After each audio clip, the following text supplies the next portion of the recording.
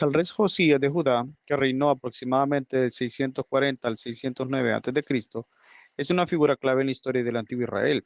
Su historia, que se cuenta en la Biblia en los libros de Segunda de Reyes y Segunda de Crónicas, marca un momento de un gran cambio para su pueblo.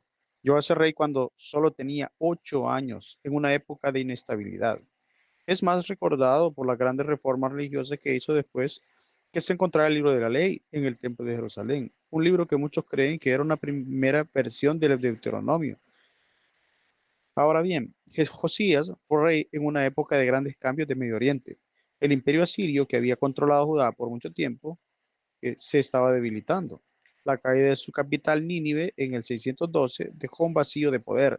Esto le dio a Judá una oportunidad única de actuar con más independencia. Josías heredó un reino que había estado muy influenciado por Asiria, especialmente bajo el mandato de su abuelo Manasés. Cuando su padre Amón fue asesinado, Josías subió al trono y empezó a trabajar para fortalecer la identidad de su pueblo.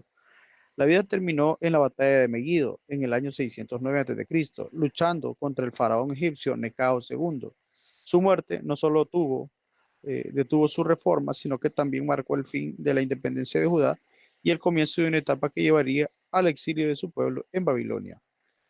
En el ámbito político, Josías usó la debilidad de Asiria para expandir su territorio e influencia. La Biblia cuenta que se llevó sus reformas a zonas de antiguo reino del norte, como Betel y Samaria, buscando unificar a todo el pueblo bajo el liderazgo de Jerusalén. Esto no solo era por tierra, sino también por una idea. Quería unir a la gente alrededor de la adoración de un solo Dios en un solo lugar. Aunque no se dice directamente, parece que se alió con Babilonia, que era el nuevo poder en ascenso, y por eso se enfrentó a Egipto. Su muerte en Megiddo, al intentar detener al ejército egipcio, muestra lo difícil que era para un reino pequeño sobrevivir entre imperios más grandes. Su reinado fue el último intento serio de Judá por mantenerse como un reino independiente. La sociedad de Judá en tiempos de Josías tenía grandes diferencias entre ricos y pobres. Bajo los reyes anteriores se habían adoptado costumbres religiosas de otros pueblos, como la prostitución en los templos y los sacrificios de niños. Las reformas de Josías afectaron directamente a la sociedad. Al cerrar los santuarios locales y centralizando todo el culto en Jerusalén, los sacerdotes de los pueblos tuvieron que mudarse a la capital. Esto creó tensiones, pero también buscaba unificar al pueblo. La celebración de la Pascua en Jerusalén, de una manera que no se veía desde hace siglos, fue un acto para unir a todos y recordarles su identidad común. Económicamente fue en un tiempo de cierta prosperidad, porque Judá ya no tenía que pagar impuestos a Asiria. La reparación del templo de Jerusalén costó muchísimo dinero, que salió de impuestos y donaciones, lo que muestra que el reino tenía recursos.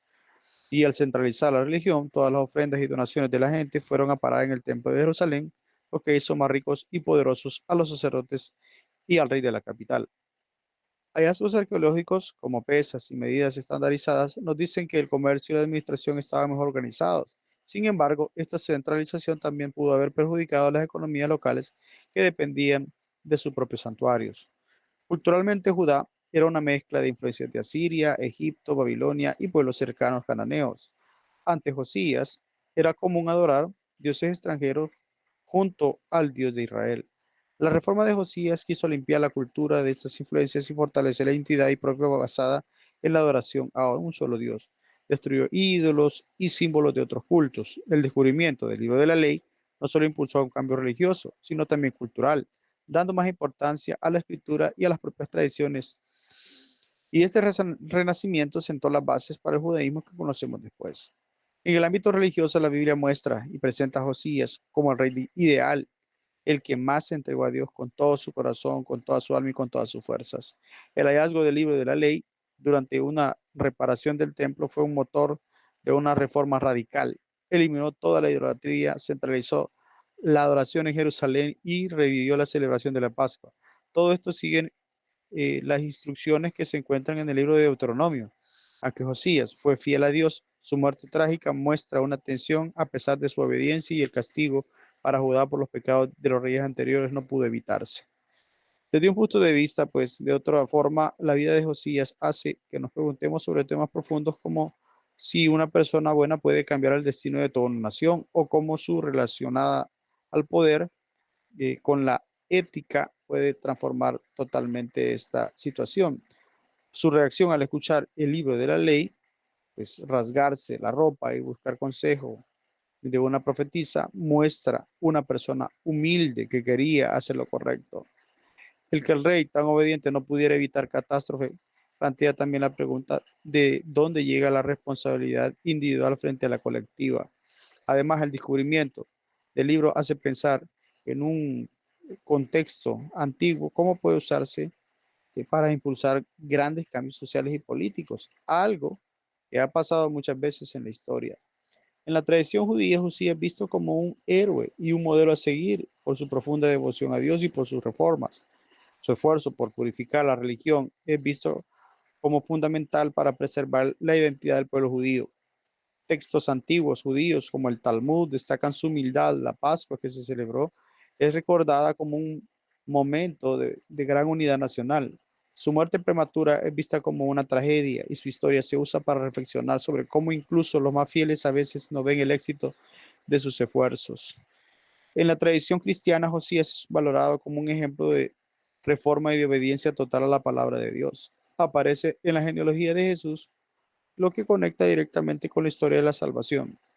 Algunos líderes cristianos antiguos vieron su limpieza del templo un anticipo de cuando Jesús echó a los mercaderes del templo. Para los protestantes, su reforma es un ejemplo de poner la Biblia por encima de las tradiciones humanas. Su muerte también sirve como recordatorio de que hasta los más fieles no están libres de sufrir consecuencias de un mundo en conflictos. Hoy en día, el estudio de Josías va más allá de la religión. Algunos historiadores y arqueólogos se preguntan si el descubrimiento del libro de la ley fue realmente un hallazgo casual o si fue escrito en esa misma época para apoyar sus reformas políticas. El movimiento que busca justicia social, su lucha contra las malas prácticas resuena con las luchas actuales. Su figura sigue siendo un punto de referencia en debates sobre fe, poder e identidad. El rey Josías de Judá representa una encrucijada de un pueblo que busca su identidad en un mundo cambiante. Su vida fue un esfuerzo por unir la fe con la política, lo tradicional con lo bueno y el centro de poder con la unidad del pueblo. Aunque su muerte trágica marcó el fin de una independencia de Judá, su legado vive en tradiciones judías y cristianas y en los estudios modernos. Su historia nos hace pensar en cómo las acciones de una persona se relacionan con la fuerza más grande de la historia y en el poder que tienen los textos y las creencias para dar forma al futuro. Josías no solo fue un reformador religioso, sino un constructor de identidad de su pueblo, cuya figura sigue inspirando y haciendo pensar desde la fe, la razón y la historia. Desde una perspectiva bíblica centrada en Cristo, la historia del rey Josías, con toda su devoción y trágico final, no es un punto final, sino una flecha de que apunta directamente al Mesías prometido.